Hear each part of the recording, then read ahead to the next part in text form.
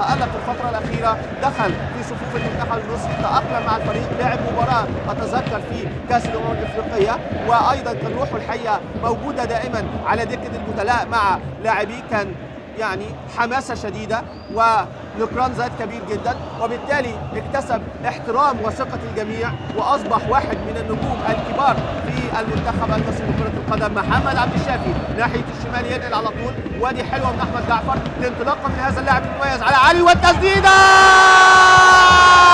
لا لا لا لا لا لا، هدف ولا بره؟ بيقول لا، لكن هي جوه ولا بره مش باين، لكن هدف خلاص. شيكابالا بيقول هدف، هدف اول لنادي الزمالك. من حلاوتها ما صدقناش، من حلاوتها ومن جمالها الحقيقه ما توقعناهاش، لكن في النهايه هدف. اتسددت من زاويه ضيقه جدا، على طول اصطدمت بيد حارس المرمى الهاني سليمان، سكنت الشباك، بين هدف، فعلا هي هدف اول. جميل جميل جميل جوه، لا لا لا لا، واضحه جدا، بتفكرنا بهدف مصر في الكاميرون، لكن المره دي واضحه جوه. الثانيه كانت بره، دي جوه. هاني سليمان يعني خدت ايده الكوره، خبطت في العارضه، تحولت الى داخل الشباك، وهدف اول لنادي الزمالك. ويبدو ان استطلاعات الراي في استاد الحياه كانت موفقه بالفعل في اهداف في هذا اللقاء. بالفعل نادي الزمالك هيسدد من خلال الاختراقات